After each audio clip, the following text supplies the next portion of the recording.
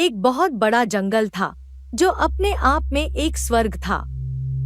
वह हरे भरे पेड़ों से घिरा हुआ था, जहां न जाने कितने ही जानवर और पक्षी निवास करते थे। इस जंगल की सबसे अनोखी बात थी कि यहाँ पर परियां भी रहती थी। ये परियां न केवल सुंदर और दयालु थीं, बल्कि उनमें अद्वितीय जादुई शक्तियां भी थीं।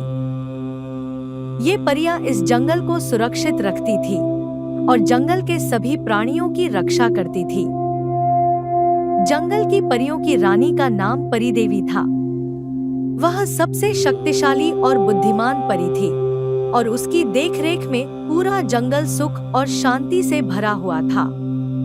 परिदेवी ने अपने अनुभव और ज्ञान से परियों को यह सिखाया था कि अपने कर्तव्यों का निर्वहन कैसे करना है और वे कैसे इस जंगल को सुरक्षित रख सकती हैं। हर परी की एक जिम्मेदारी थी। कोई पेड़ों की देखभाल करती, तो कोई पानी के स्रोतों की, कोई हवा को शुद्ध रखने का काम करती, तो कोई वन्य जीवों की रक्षा करती।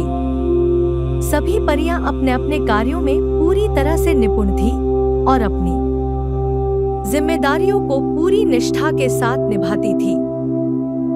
इस अद्भुत जंगल में एक परी थी जिसका नाम परिमाया था। वह न केवल अपनी सुंदरता के लिए प्रसिद्ध थी, बल्कि उसकी दया और सहानुभूति की भी चर्चा होती थी। परिमाया बहुत ही कोमल दिल की थी और हमेशा दूसरों की मदद करने के लिए तत्पर रहती थी। चाहे कोई भी समस्या हो, परिमाया ने कभी किसी को निराश नहीं किया।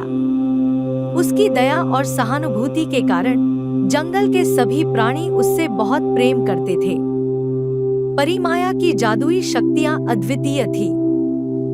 वह किसी भी बीमारी का इलाज कर सकती थी, सूखते पेड़ों में नई जान डाल सकती थी और घायल जानवरों को ठीक कर सकती थी।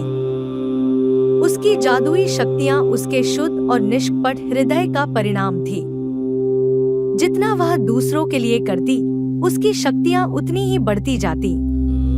एक दिन जंगल के एक कोने में एक बड़ी समस्या उत्पन्न हो गई।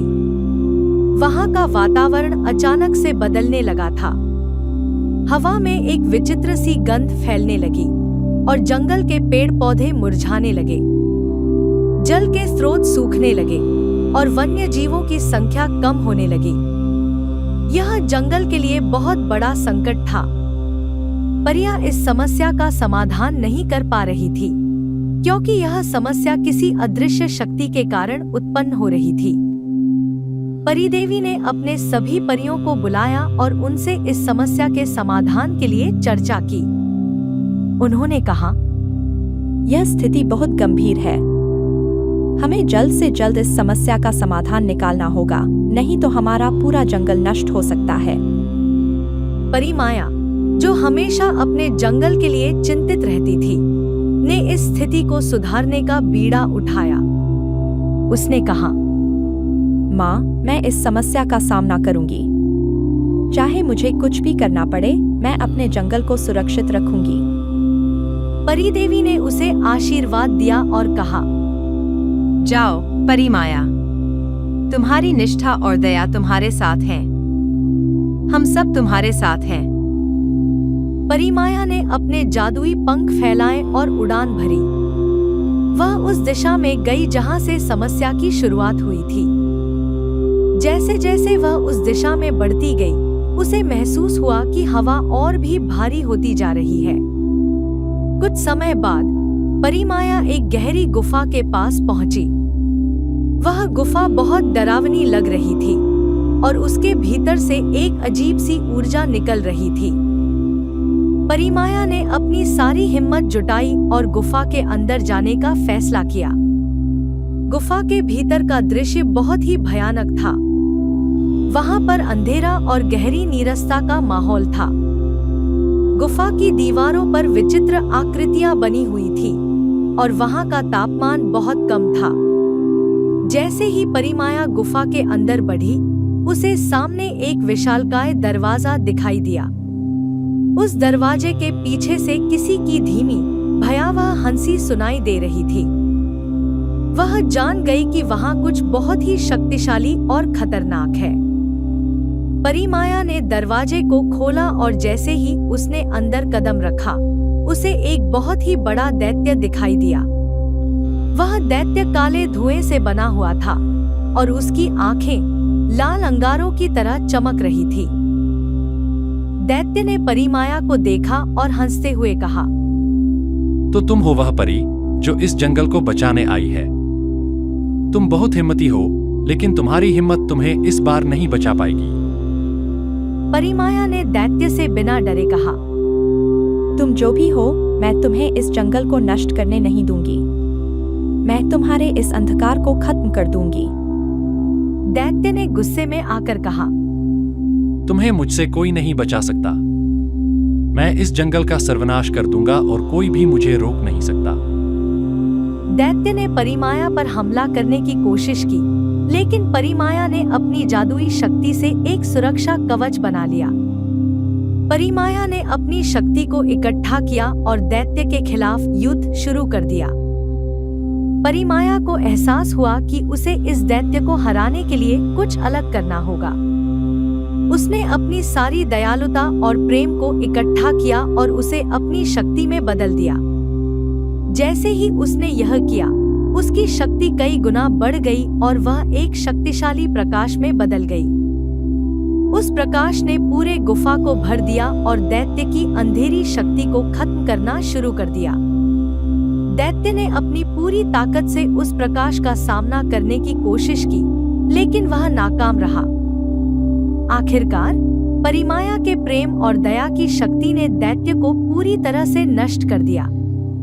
गुफा में फैला हुआ अंधकार गायब हो गया और उसके स्थान पर एक शांति और उजाला छा गया।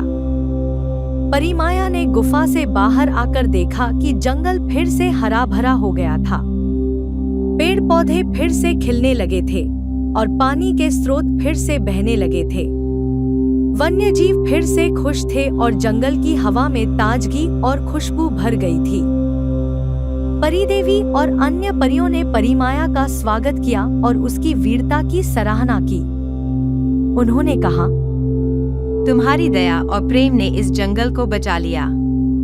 तुम्हारे बिना यह सब संभव नहीं था। परिमाया मुस्कुराई और कहा, यह सब मेरे लिए बहुत ही खुशी की बात है कि मैं अपने जंगल को बचा सकी। यह जंगल हमारा घर है और इसकी रक्षा करना हमारा कर्तव्य है। उस दिन से परिमाया की वीरता और दया की कहानी जंगल के हर कोने में फैल गई। वह सभी परियों के लिए एक प्रेरणा बन गई। जंगल में फिर से शांति और खुशी लौट आई थी। परिमाया और अन्य परियां अपने अपने कार्यों में लग गईं। लेकिन उस दिन के बाद से परिमाया की ताकत और भी बढ़ गई। उसने समझ लिया था कि सच्ची शक्ति दया और प्रेम में है। उसने अपने अनुभव से सीखा कि जब तक हम अपने दिल में सच्चा प्रेम और सहानुभूति रखते हैं, तब तक हम किसी भी कठिनाई का सामना कर सकते हैं। परिमाया ने जंगल में सभी को यह सिखाया कि हमें एक दूसरे की मदद करनी चाहिए और कठिन समय में एक दूसरे के साथ खड़ा रहना चाहिए। समय के साथ परिमाया ने पूरे जंगल में अपनी दया और साहस के किस्से फैलाए। उसने सभी को सिखाया कि हमें अपने कर्तव्यों का निर्वहन करना चाहिए और हमेशा सच के रास्ते पर चलना चाहिए। उसकी कहानी हर बच्चे और प्राणी के लिए एक प्रेरणा बन गई और वह जंगल में एक महानायिका के रूप में याद की जाने लगी। जंगल की शांति और सौंदर्य हमेशा बरकरार रहा और वह परिमाया की याद में एक स्मारक बन गया। उसकी कहानी सदियों तक सुनाई जाती रही और हर कोई उसकी वीरता और दया की प्रशंसा करता रहा।